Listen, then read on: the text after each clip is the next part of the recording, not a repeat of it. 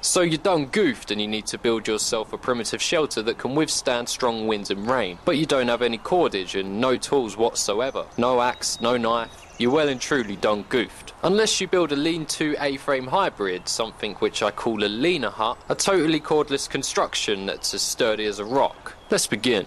First up, you'll need to find 2 trees spaced closely together. Shouldn't be too difficult. The distance between the trees will determine how wide you want your shelter to be. So if you want to keep your shelter small and snug, then find more closely spaced trees. The next step is to locate a strong living tree or sapling that's just a bit longer than the distance of your 2 chosen trees. You'll need to wedge it in between the 2 trees as tightly as possible. Everything you add to this shelter from now on will look to this tree for support. So it's got to be strong and it's got to be wedged in there like a good one. Either wedge it into the ground or wedge it into the base of the opposing tree. Just as long as it doesn't budge when you tug downwards on it, then it's good to go. Now we build the A-frame to give the structure some bilateral support. Find 2 more drawable trees and wedge them in between the main support beam and the ground. And if you can push on it hard without the entire thing collapsing, then it's good to go. Give yourself a pat on the back for your engineering skills. Test the structure as a whole by pulling on the main support beam to and fro. If it holds up, then you've got a solid construction. Now the framework's nearly done, we just need to build the door. So find 2 sticks of the same width and length.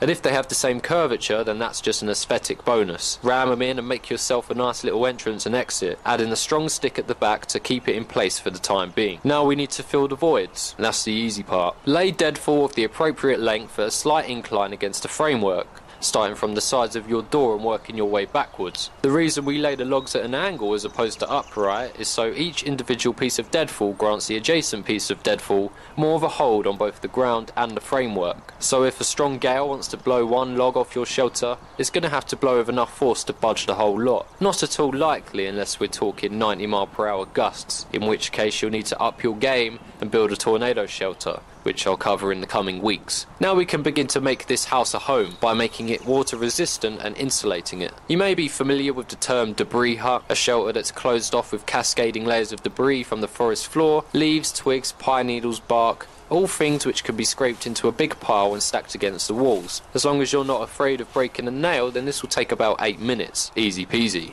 The debris will be enough to keep the rain out, but to further insulate it and add more water resistance, and just to make it look a bit more inviting for the crackhaws, you can add a layer of evergreen boughs. Overall, this shelter took me 35 minutes to build, including smoke breaks and fiddling about with the camera. The reason it was such a swift construction is because I invested some time beforehand to locate a patch of woodland that was host to an abundance of deadfall. It's all about that location. And there you go, you've got yourself a nice little man cave. Incredibly water resistant if you stack the debris all over it, and well insulated and further water resistant due to the conifer boughs. Snug as a bug. Lay down some conifer boughs on the inside to give yourself some padding and insulation, or if you've made a raised bed, then wallow in the delight of the prospect of having a decent night's sleep in a natural shelter that will withstand the elements. Add a nice little fire in front of the door and it's GG well played.